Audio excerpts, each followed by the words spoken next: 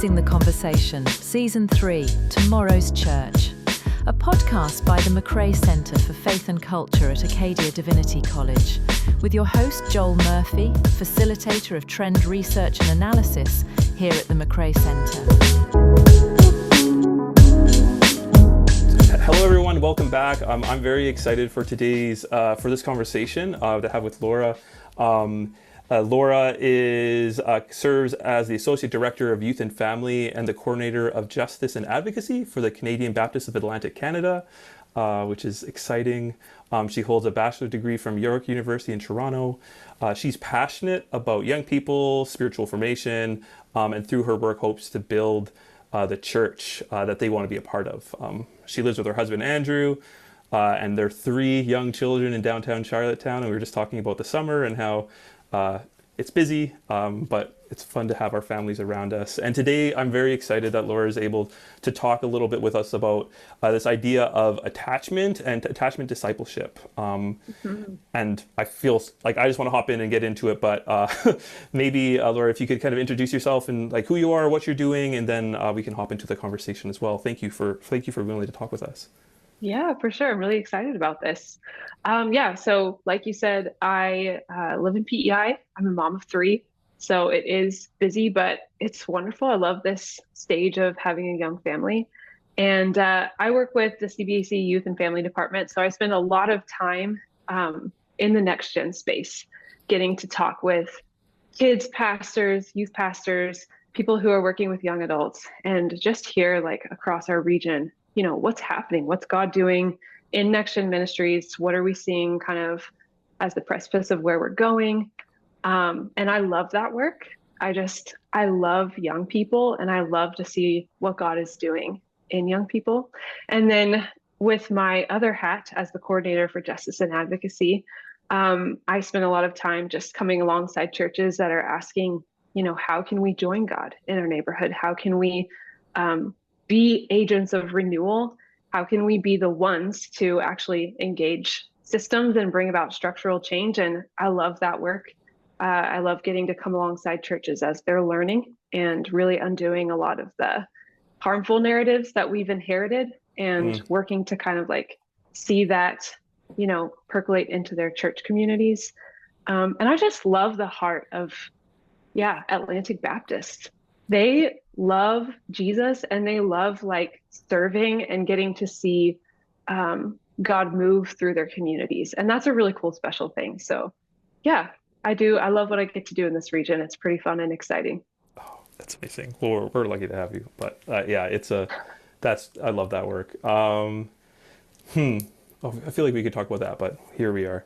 And maybe we'll start just with this in terms of, obviously you're in the space of next generation ministry and working and speaking both to pastors and parents, and I'm sure as well with young people directly.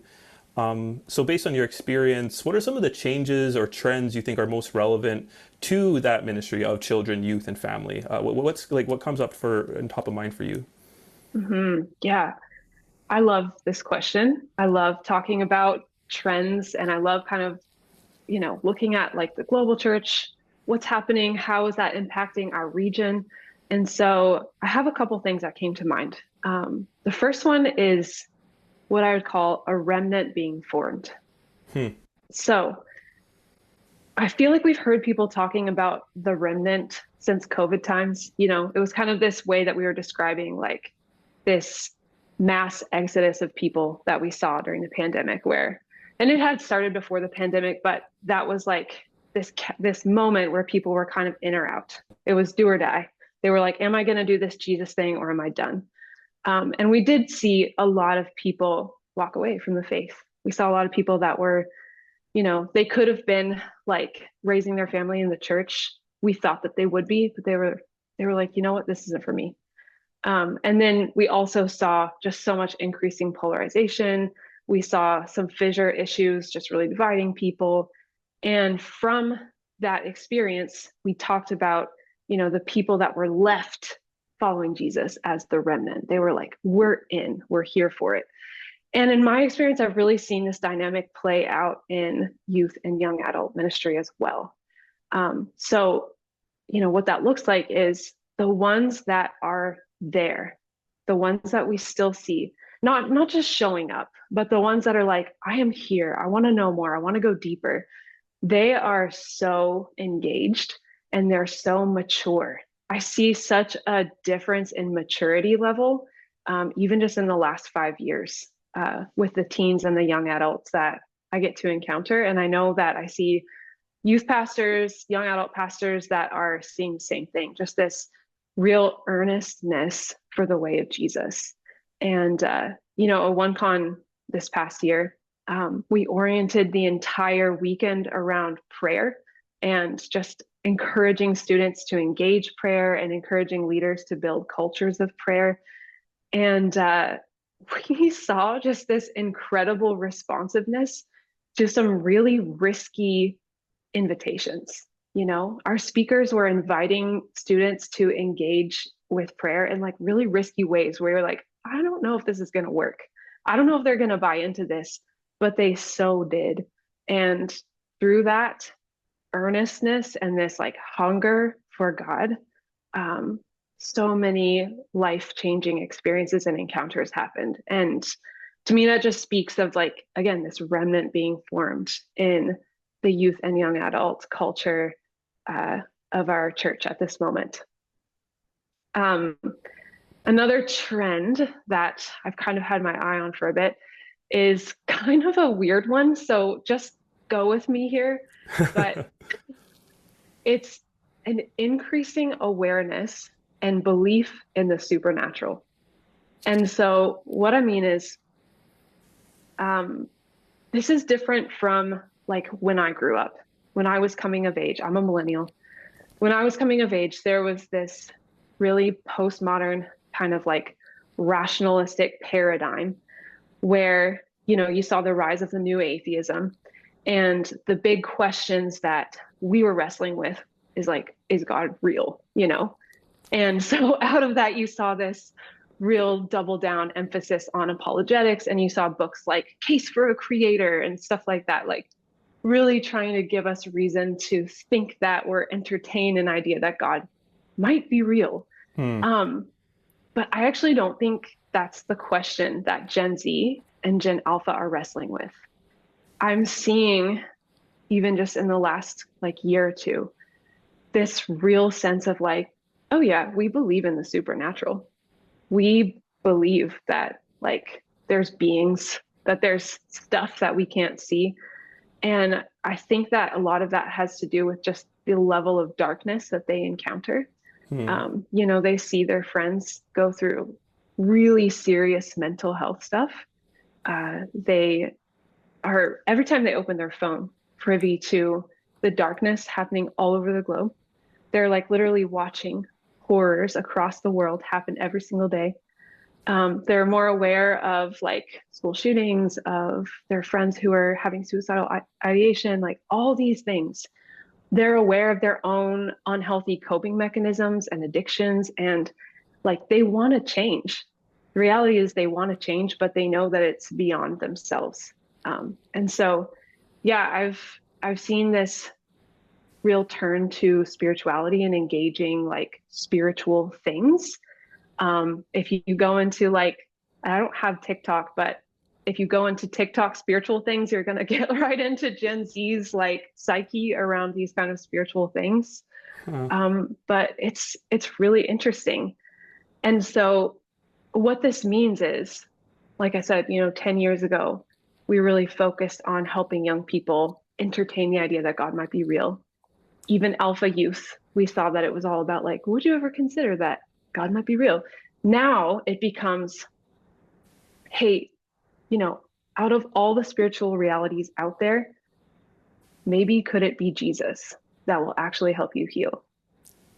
Maybe could it be Jesus that could actually change you? And I think that's like that's a shift from 10 years ago, that's meeting them where they are and saying, hey, we know you're aware of the darkness, and the Bible actually has a story to explain it, and it has a way through it, and it has like victory for you. And I just think that's really cool and exciting. And I don't know if I know exactly how to engage that space, but it's something that we need to be thinking about as next gen leaders. And when we do discipleship. Another trend. Sure. Yeah. One more. Yeah. So another trend that I'm seeing is really just an increased openness to Jesus, and therefore a rise in the need for evangelism. So, Alpha and Flourishing Congregations, they just put out a new report called Reigniting Hope.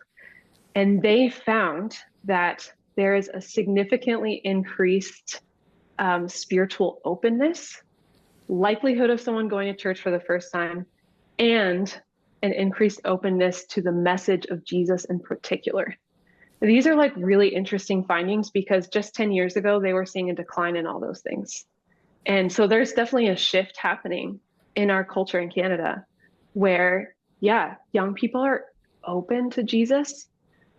This is so different than when I was coming of age and there was a hostility to Jesus. I would be sitting in classes at university, and if anything in Christendom was brought up, it was like, no, that's terrible. We hate that, And so what this means is that, when we think about this with the above trends, like an increased depth in young people, an increased awareness of the supernatural.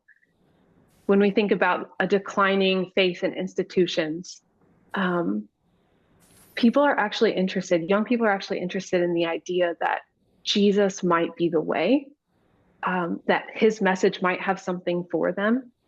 And I think that means then that we have to think about how we do evangelism well, not in a cringy way. And it means that we might actually have a moment where we have these mature Jesus followers in our next gen ministries to equip them to pray for their friends and have Jesus-centered conversations with their friends. And so what does that look like for us as practitioners, So anyway. I think those are so compelling and would align with some of the research that we're doing from coming out of the Futuring Hub. It's curious, and this isn't like I want to talk about like attachment discipleship and how that fits within these, but like, I think it's a helpful articulation of what you're saying is being aware of how like even that 10-year difference of how things can change so quickly. Yeah, totally. And how like using of resources like the report that came out from Alpha and Thriving Churches like that articulates and is helpful around those pieces, because it just, I think we in the church or church leaders can think that young people today are just like millennials, for example. Like I think millennials was the first like generation that was really like technologically embedded-ish, even though like I remember dial-up. I'm a millennial too, like so like but like millennials really paved the way, I think, for a lot of this change, and we see that in like future of work literature in different spaces.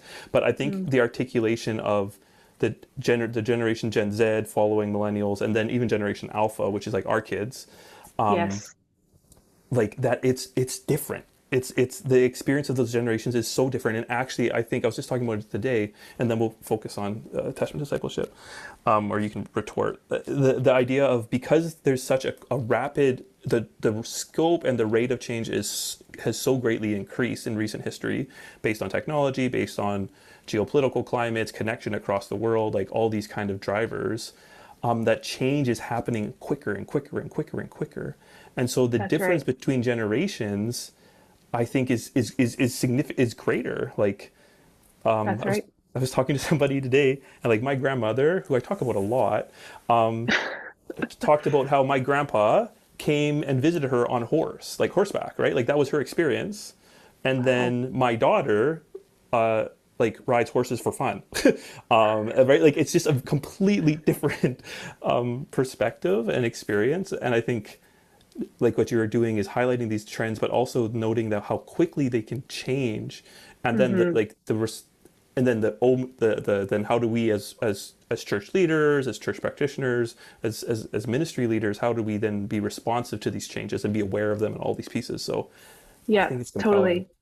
And I think too, it's this sense of, okay, things are changing so quickly, and they're not just kind of going along this arc of what we would have expected to happen, right? I think 10 years ago, we were saying, oh, in 20 years, no one's going to go to church. We're just going to be dead and gone. But the arc bends, and we just sort of have to follow like what's happening and God, are you doing something? And pay attention to that because we can't necessarily just predict, what's going to happen, which, No. yeah, keeps us humble and keeps us paying attention to the Spirit for sure. Oh yeah, well, and oh yeah, we can move on. Like the idea of like that's where like I get excited thinking about like our Theo Futures research approach, which is Mm, really about not about predicting but discerning and faithfully considering and theologically reflecting and prayerfully imagining and yes. prophetically planning. Like if what is the church going to possibly look like in 10, 20, 30 years, and then what are faithful responses now? Like how do we Yes. our responses in today can help shape and inform tomorrow, recognizing that God is sovereign and the Spirit can move with efficacy and can do Mm, miracles. But we can also be proactive instead of reactive. love that. Oh, we could talk. Okay, so I appreciate that. The thing that really was exciting about this and why I'm so glad we're willing to chat is because a number of months ago when you were participating in a focus group, you mentioned and highlighted the concept of attachment discipleship. And so, and full disclosure, like I'm married to a social worker who's a clinical social worker doing work in attachment theory. And so like attachment is near and dear to my heart. But when you say attachment discipleship, what is it and why did it catch your interest? And as you think about the future church, why do you think it's relevant? Yeah, totally. I think it's just such an interesting topic and I love this framing of it. So, obviously we're learning so much more about the brain in recent years. And with that, the process of changing our brains, I think is becoming more pop. Like we know more in sort of pop culture about how to change our brains. And I think this is incredible because the more we learn about our brain, the more we learn about the systems that God created and uses to interact with his creation, which is just so cool. And so, attachment theory and psychology, Kathleen would answer this so much better than I will, but it refers to the bonds that we form with our parents when we're little, right? And so, there's different kinds of attachments we can form, whether an anxious attachment, avoidant, disorganized, or a secure attachment. And all of these different kinds of attachments have implications for our character or kind of how we exist in the world. Obviously, with a secure, loving attachment, producing people that are resilient, healthy, mature, etc. And so I first encountered this concept of attachment based discipleship in Jem Wilder's book called Renovated. And this book is actually based on a series of talks that Dallas Willard gave right before he passed away. And so this book that Jem Wilder wrote is kind of like a continuation of Dallas Willard's last work. It's a bit of kind of his last legacy, which is cool. But essentially, the premise is what if, when scripture talks about God's agape love for us, what's really being described is attachment? And what if, when Jesus talks about, loving God with all your heart, what he's really saying is that we're intended to form strong, secure, loving attachments to God. And so let me just kind of explain what I mean a little bit. So Dallas Willard makes the distinction between a Christian and a disciple. And he says, Christians have beliefs about God, but they're mostly unchanged by those beliefs. Disciples live with God and they become increasingly mature. And I think this is really interesting because it kind of removes the mysticism of life with God. Like when we think about this concept of attaching to God, it removes that, like, what does it actually mean to live life with God? We're talking about attaching to God. It gives us a mechanism for experiencing that through that secure attachment in a joyful, loving union.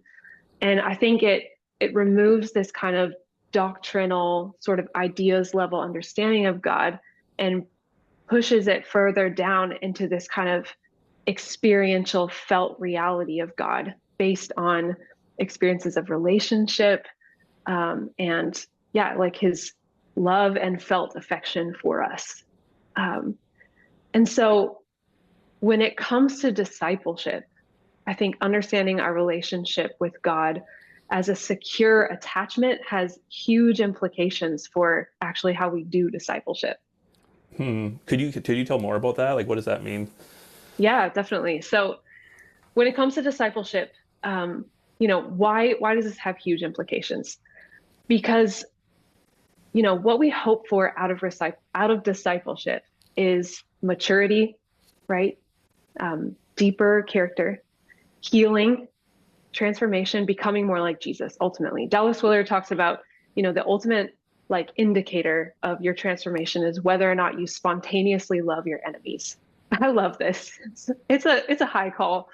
And so if that's the goal, like that's the picture, Wilder in this book, he argues that Western culture has placed the will, so my willpower, as the central driving force of change. And that's consistent with the story that I grew up with. I was really fed that, if we just try really hard, we'll change and stop sinning. And I know that I have encountered so many young people who have, internalized that story. I just need to try harder. I just need to like get up earlier. I just need to fill in the blank. They're still in this willpower paradigm. But Wilder argues that change by willpower is actually not how the brain works. Like it's just not consistent with brain science. He says, in fact, the brain has attachment love as the central driving force for change. And that is so fascinating. That completely shakes up how we even begin to think about discipleship and spiritual formation, right? Like it's not as if we don't put our will towards it. We still put effort into orienting ourselves towards God, but we ourselves, our own will, doesn't change us. It's the attachment love that God has for us and we have for him. And the reason for that is because the mechanism between attachment love and change is joy. When we're actually like in an attachment-based relationship with God, being with him like promotes the joyful chemicals in our brain to just fire off. And we feel good in that space with God. And we want to please, just like a child who has a secure attachment with their parent. They feel securely attached. They want to please. And so it's out of that place of mutual joy that real change and growth happens. And so if this is true, that attachment to God, secure, loving attachment to God is actually the driving force behind our ability to mature and change into people of love. That actually places a totally different emphasis on our next gen ministries. And so what I mean by that is this. I'm just going to keep rolling. You let me know if you have questions. No, it's great. What I mean by that is this. We've been in a serving paradigm in our next gen ministries for a long time. And what I mean is we've thought about kind of the like mountaintop moment in next gen ministry as our youth serving. And I'm just going to offer a caveat. I am not knocking or downplaying service. I think service is so important. I love service. Youth should serve. But in another work, The Critical Journey, I know a lot of us will be familiar with that work. They offer a model of spiritual formation of discipleship. And they pose it that, service is one aspect to discipleship. It's one sort of level of maturity. But from there, we keep going. We go through hard things with God, like through the wall is the language they use. We go through suffering with God. And in that place, we form this attachment to him. And it's from that place of attachment that we begin to grow into Christ-like maturity, into loving union. We begin to look like Jesus. And then we circle all the way around back to serving from a place of loving union, not a place of striving or willpower. And I think what we've missed for a long time in Next Gen ministry is that we just stop at the serving. We stop at the willpower, and we miss going into that loving union. And so in another work that I like, 180 Discipleship, they talk about making the shift from attending to attaching. And they say, we've focused on building programs for young people to attend, but we need to start building programs and things where they can experience attachment, where they can attach to God. We need to build spaces for them to attach to people and attach to God. And honestly, this is consistent with what I've heard from young people for the past 10 years is we want more community. Yeah. We want more worship. We want more prayer, and we want to go deeper and know more about scripture, no more fluffy Bible studies. We want to know the good stuff, the juicy stuff. And so I think the takeaway is, we're in a moment where we understand that psychologically, in order to make effective disciples, we need to foster attachment to Jesus. And so as ministry practitioners, we have to really consider, is what I'm doing fostering attachment, love with Jesus, or am I just running a program? Huge. Oh my goodness. Yes. I think I love all of that. And obviously I think there's so much in that to chew on. I think even as you're sharing in terms of how does that then influence our approach to ministry? How are we creating? And then you can get practical, how do you create those spaces? And ultimately it's going to be I know in terms of secure attachment, if people haven't experienced secure attachment in their caregiver, it's going to be hard for them then to develop that with God. And so then what is then the role of a ministry practitioner to be able to model what a secure attachment looks like to young people, to themselves, or even for how is our attachment? And I think that is a really, I think it's useful because it offers a glimpse of an approach that is oriented towards a future where increasingly people are isolated. Increasingly, there's a struggle for connection and a desire for belonging, and having an approach that fosters that not only with a group of people but then with God is a future oriented approach. I think in consideration of everything that's happening. Yeah. And I think that piece too around, creating space for community, relationships that are healthy and secure and strong. Because we do experience so much of what God intended for us in relationship. The church is his vehicle to show himself and his story to the world. And so, what's the verse they'll be known by their love for one another.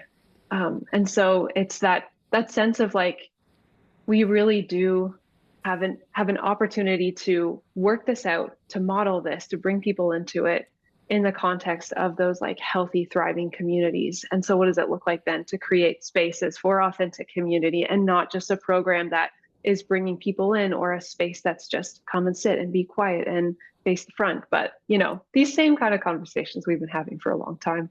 Right. Yeah. Oh, that's so good. Oh, and I know we could talk about it for more, longer, and there's so much more to unpack. And I guess that's the opportunity around, continue to engage with this dialogue and think about it. Yeah. The final question I have before we go, and I know we could be here for hours, but when you think about the future church, we're talking about this attachment discipleship and the trends you're seeing, but where do you find hope as you think about where things are going or possible futures? Where are you finding hope in your own, whether it's in your work or you're with your kid family or in your own church community? Yeah. I love this question too, and just kind of landing in hope, because there is so much to hope for. I am so excited by what I see God doing in the next generation. I think not only just in Atlantic Canada, but globally. I think there's this global story of God really showing up amongst the next generation and showing up in places where he's really wanted and where there's just been this sense of like contending for and praying for him to move. And yeah, I'm excited by this earnestness that I see in the next generation and just deep desire to follow the way of Jesus. I feel really hopeful when I see renewal that's happening in small little pockets and in unexpected places. And Atlantic Canada is one of those unexpected places, I think. And there, I'm already seeing like glimmers and little bits of renewal happening and starting to happen in our region. And I do have hope that, that God wants to do something special here, and that the youth, young adults, kids that we serve get to be part of that story, and that we get to join him in that too. Like, I feel really excited and really hopeful about that. Oh, love that. I will, and that's a great way for us to conclude and say, like, again, thank you, Laura. Thank you for obviously your passion and your love. Like, I think that comes through even in the way you talk about it and talk about ministry and the work that you're doing. Like, I think there's a genuine love and desire to see young people come to know Jesus in real, meaningful ways. And I think that comes through and is really encouraging. It offers me hope to see people sitting in your position and with your influence to be able to have that heart for the work. And excited to see these glimmers and what's happening in the Atlantic Canada and learn more about those. But thank you so much for coming and sharing your insights and your thoughts, and I'm excited to see what people can take away from it. Yeah, thanks so much, Joel. This has been fun.